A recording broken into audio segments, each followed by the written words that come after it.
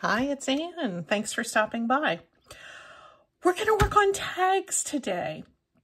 I don't know about you, but I have a whole basket of that I have a little sign on the bottom that just says tags to finish. And if I get a little something that just looks like it could turn into a tag someday, or it's a partially done tag and I just need to finish the rest, I throw it in this bin. Well, that thing has been getting crazy full. And I have a few tips and tricks for finishing tags, and people have asked me about this. So I thought, I'm just going to combine this task of mine into a video. I'm going to answer a couple of questions, and I'm just going to kind of work through some of these things in my unfinished tag box and see what I can add to my finished tag box. This is by no means all of my unfinished tags. I pulled out, I can't even see from here, about a quarter to a third of the tags that are in that box. But the key for me, and this is the first tip I'm going to share with you, is to get really organized. I love the idea of just finishing embellishments on tags and other journal elements just based on what I have within arm's reach here on my desk. But what I did is I took what was on my desk or close to my desk, and I organized it in a way that was going to be most helpful to me in finishing these tags. And I'll show you what I've got. I've got my cute little new bowl. Oh, it just is so cute. And I filled it with just sort of visual focal points. This is some cutouts, some things that can draw the eye on a finished tag. And those are all together. Here's where I have a bunch of circles.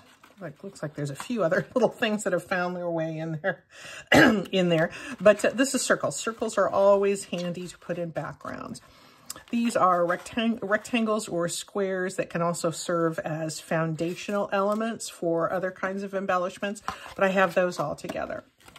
These are some rectangular pre-printed things that can, or a card there, that can serve as focal points. Oh, it looks like I got a little mixed up in my organizing. Put a few of those over here. Anyway, so circles, background rectangles, pre-printed focal points. I don't know if I pulled all of these into camera. Over here to my left, I have a bunch of stamps. I have a few of my little tools. I have a stapler, my corner rounder. I have some labels, mostly labels that I've made myself, but a few digital labels. And I have a pile of tall, skinny things, because tall, skinny things come in very handy when you are finishing tags. So let's just get started. I have no idea how many we're going to get done, but I hope to share several tips with you along the way. And one reason to get this kind of organization done is that, at least for me, when I have that pile of tags I want to finish, and some of them could become cards, but I'm going to focus mostly on the tag concept today. When I have them piling up there, I have an entire craft room that I have to choose from to finish those embellishments, but then it becomes overwhelming. So if I get myself organized, the things that are piling up on the desk, I get sorted into these various different categories, and I'm just much more likely to get them done. So anyway, let's get started. That's my first tip: get organized. The other thing that I like to do when I'm getting ready to finish a bunch of tags is I make certain I have backs on everything. I do have a few tag designs that I do that adding the back is part of doing the front. That is a really good technique, but I didn't happen to build those tag bases that way this time. I will link that below though.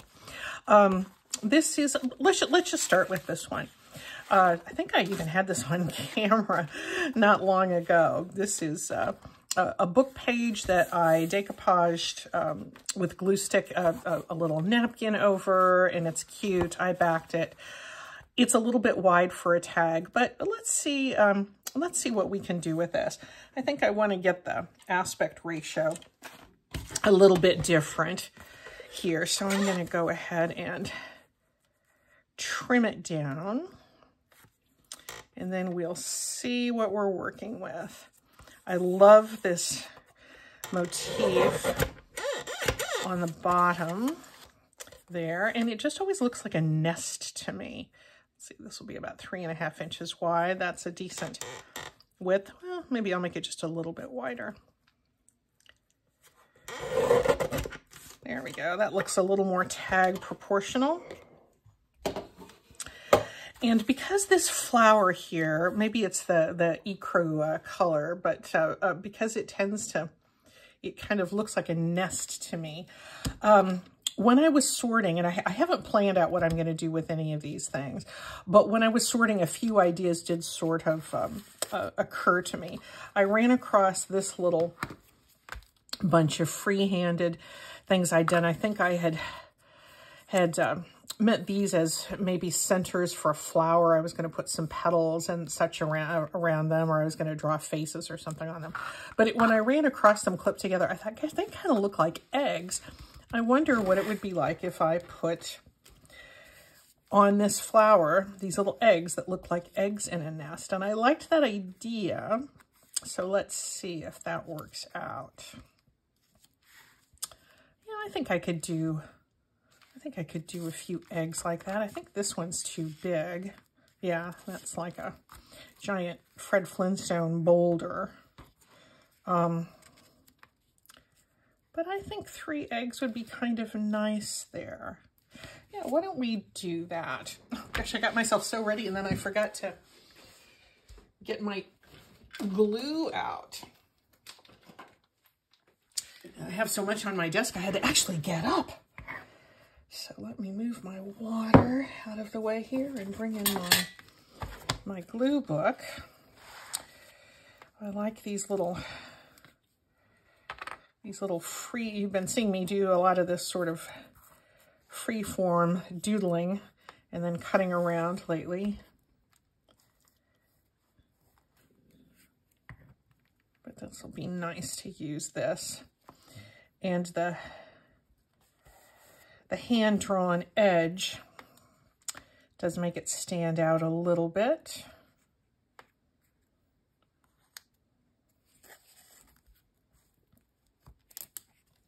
I'm going to try not to overthink this. We say that a lot in junk journal world, don't we? Let's not overthink. Let's just do it. I do not know if I'll be successful in not overthinking, but I will resolve to try.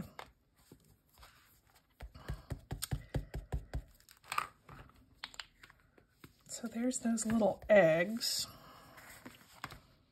I think that looks kind of cute. Let's go ahead and cut the top, and then we'll see once it's reshaped how that will work. I have this handy. You've seen me use this many times, and I've had a lot of people ask me about this, and so this is going to be my next tip. In fact, let's go ahead and make a new one. This is not unique to me. I think I first saw this tip from Gail Augustinelli, although Gail herself says she doesn't really use this technique that much anymore, but I just love it. What you do is you take some sort of a store card, an expired gift card. Heavens, make certain it's expired. You know, you get things in the mail, those little temporary cards for the Auto Club or something like that. You could even just use a piece of cardstock or chipboard. But all it is just this sturdy surface, sturdy material, and you just cut any size angle you want. It's going to be straight. You're just going to do one slice. That one's pretty big. And there you go. And you throw this away. I'm going to do a couple more. I like to use 3 corners. No particular reason, but I was like saving the 4th corner in case I want to do something really special. So I've got one kind of long, skinny one fairly standard one, and how about one that's just a little bit smaller? Maybe coming in this way a little bit more. There we go. That's it. That is your tool. Gosh, I hope I got that in camera. My apologies if I did not. What you do next to use it, and let's let's use this one here. You just line this up on the edge of your card, and then you put your scissors, I use my smaller scissors for this, but the edge of this template is going to guide your scissors. And you just clip like that, and because you're doing two sides, you flip it over to the opposite side. Make certain that your top and your sides are lined up. Hold that in place with your fingers and just let the edge of your scissors rest along that edge. That's all it is. Isn't that slick? And that saves you from having to, you know, a lot of times you'll see people slice off a corner and then they find that little piece and turn it over, you know, so it's the same. If you want to do a customized cut, that certainly works. But for me, I mean, you can see how things just sort of flip all over the place. And I just love using this. Now, if I had used this one, see, it would have, this angle, it would have come down a lot further. But you just do one side and flip it over and do the other side. So you've got 3 different angles here. It's super, super handy to use. Okay, so that's tip number 2. And I'm going to go ahead and ink this. I do like to have rounded corners on the bottom.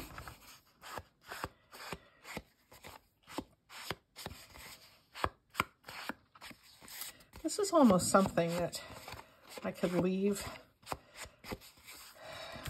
like that, because this is such a nice visual down here. But let me see if it needs, let's see if we think we want to add anything here.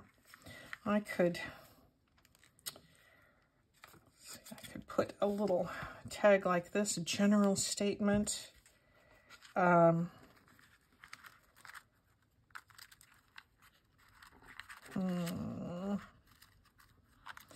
I maybe should have sorted through this a little bit more beforehand. But I think I do want to have a little bit of a cluster up there.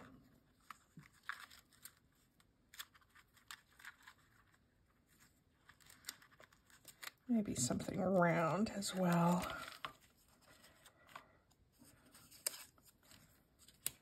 The number 7 for no apparent reason.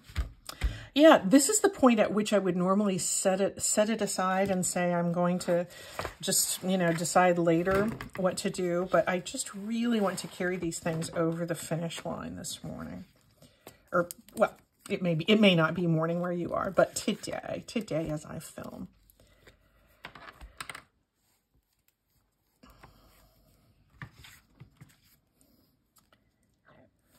These are some of my little DIY labels that I like to do. You just go through your old books and look for interesting text. And, oh, you know, instead of general statement, I'm going to go with this miscellaneous information. I think I like the scale of that a little bit better. Almost any old textbook is going to have something like miscellaneous information, so that always makes for a nice multi-purpose tag. And time to flip this over.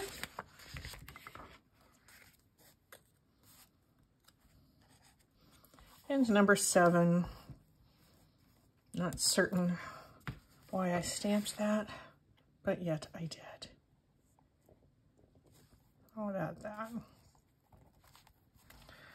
There we go. So here's this. I could leave it like this, but I think I do want to have some kind of a pull on the top. So, I'm going to use, I think, this. I'm going to try to use several different kinds of punches today.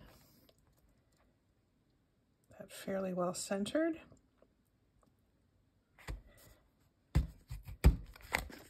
There we go. And now the other basket I have over here is for stuff to put, let me pull you back out again, stuff to put as a tag topper, as a pull. And I have lace, I have fabric in there. This fabric could go kind of nicely. Yeah, I think I like that green. And I maybe could just use, I maybe could use it just like this. It might be a little bit long. And what I often like to do when I'm putting fabric through is to keep it fairly flat. If you put a big knot in there, that's gonna be pretty bulky. But I like to take a little piece of thread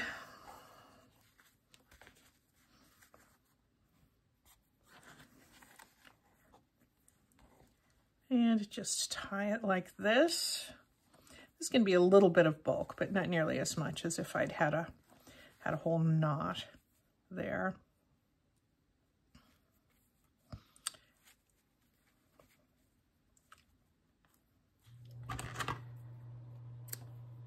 More tips, I guess, huh?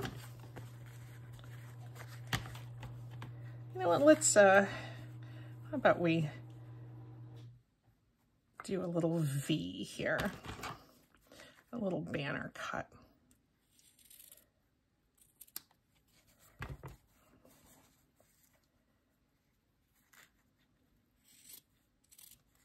There we go. We don't need a template for that, do we? There we go with that. Let's finish the back. Again, I want to have these complete. Heaven knows I always have plenty of partially completed tags at the ready if there's something I really want to customize for a journal. But my point here is to not procrastinate. And the last little tip I'd like to leave with you, this is not the end of the video, but might be the end of the tip. You'll see several of, you'll see it repeated.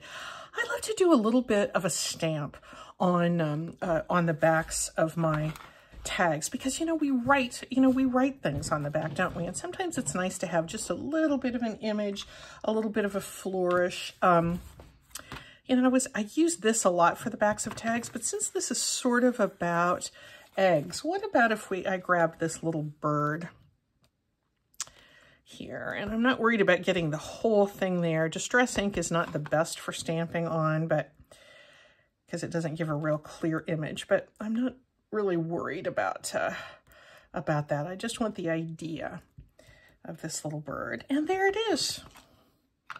There it is. So when we turn this over to write something, a bird is going to go nicely with almost any kind of subject that we're talking about when we're writing in our tag. This is cute. Let's do the next one. Oh, golly, what do we have here? What about this? This is another piece that I put in napkin, or I put a napkin on a book page. I have it backed with some graph paper. And what do we think might be good on here?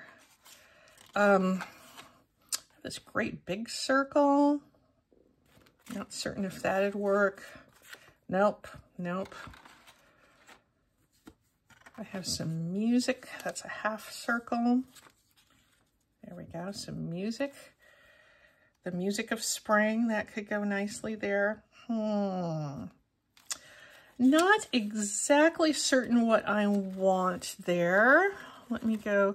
Since this is such a busy background, I do need something to sort of calm down the visuals there. And then I can put something a little busier on top. I kind of want to go back to some of these flowers that are here.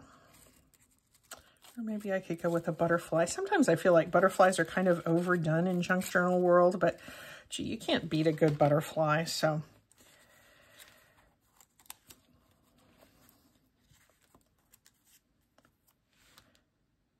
about something like that. I guess I've got two circles here. Maybe I need to go with the bigger circle.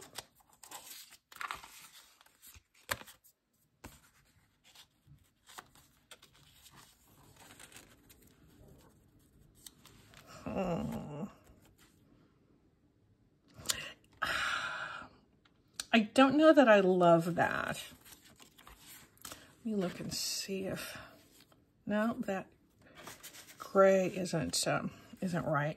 You know, I'm overthinking. I'm doing what I said I wasn't going to do.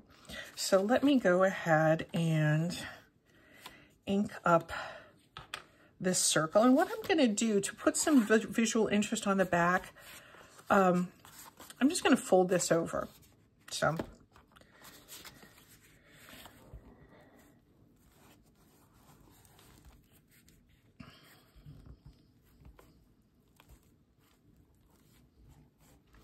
be pretty generous with this glue stick.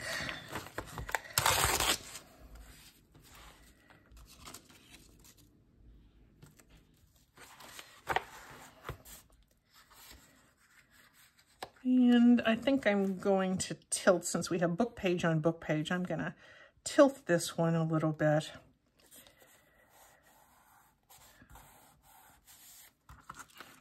See, these come in handy for more than just corner templates. You usually have enough of an edge there that you can spread your glue.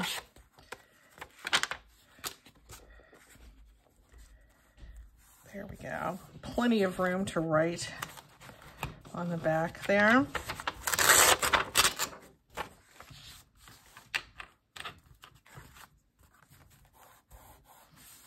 There we go. Now, what did I do with, here's the sunflower. I wonder if I have a smaller butterfly in there. That one, these just look a little bit big.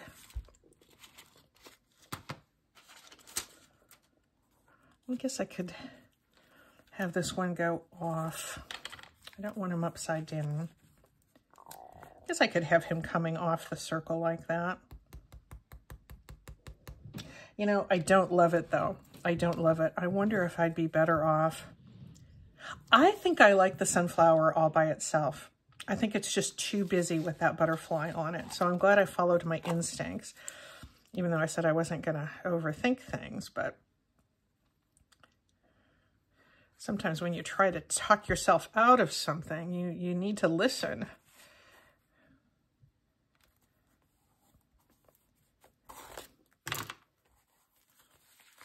And rather than cut this off, I'm going to turn this over too. A little bit of the hint of that image going onto the back. I think that's it. I think that's sweet. Now, let's go ahead and complete it. We'll use our new Applebee's card. And I'm going to use the slightly smaller one here.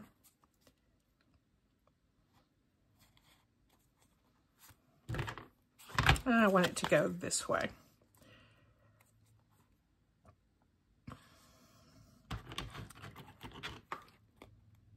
Just rest that scissors blade. And you're going to have perfectly symmetrical cuts.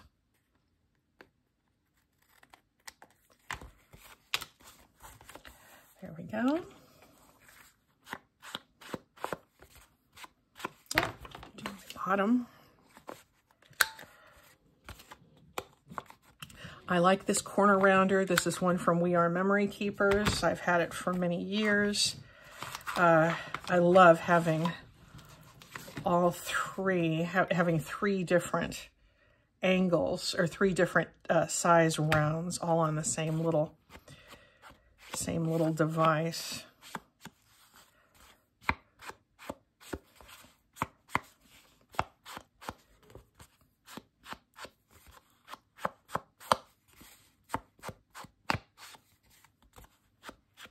I don't think this one needs any labels or anything. Now, think I'm just going to punch a hole there. And I'll get out my crocodile. But I am going to measure to make certain that I get this fairly centered. And you may have seen me do this before. I guess this is one more tip, isn't it? If you have any kind of a grid, you can just eyeball where the center is. This little tip here is just to the right of that 1 inch mark. And the one on the left is just to the left of that 1 inch mark. And so our piece down the middle is right there.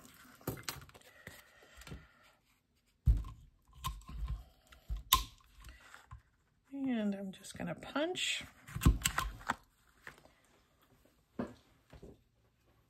And another thing that is super handy for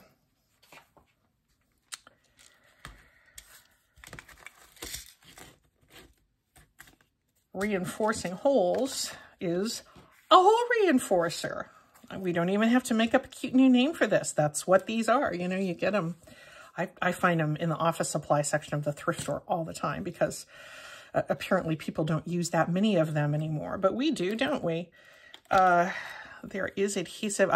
If they come white like this, but you can take your ink dauber. In fact, let's do that right now. You can take your ink dauber and very easily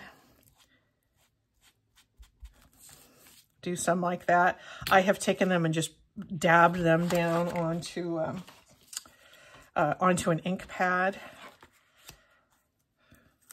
They're a little bit hard to use glue stick on. So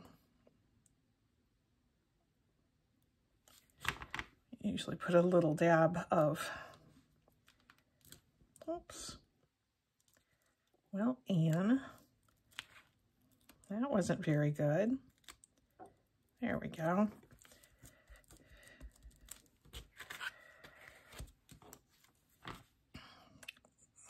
Put the glue there.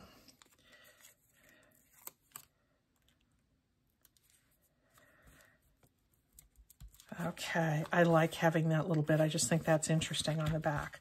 This is cute. And you know, this has been sitting around bugging me for a while because it's so pretty with that floral napkin, and I love book page showing through it, but had I completed it? I had not. What shall we put as a topper for this? I love to use lace. Sometimes you run across this really wide lace, and this could be about the right length.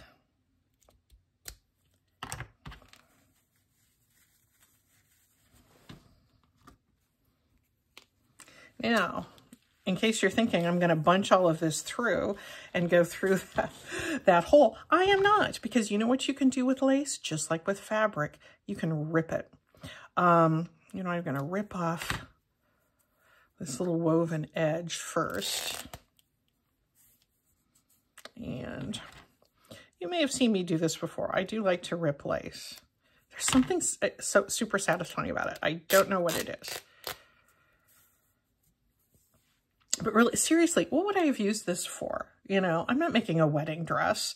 I mean, I guess you can use it for pockets and stuff like that, you know, to, you know, put on the inside, you know, over a journal page and, you know, put a pocket on it. But that's not really me. That much lace is not me. So that's not something I'm going to do. But I love having a little touch of lace, especially when it's combined with something that's botanical. So let's get this narrower strip here.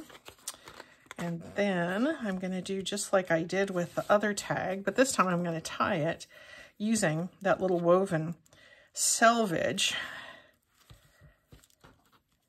that I ripped off earlier.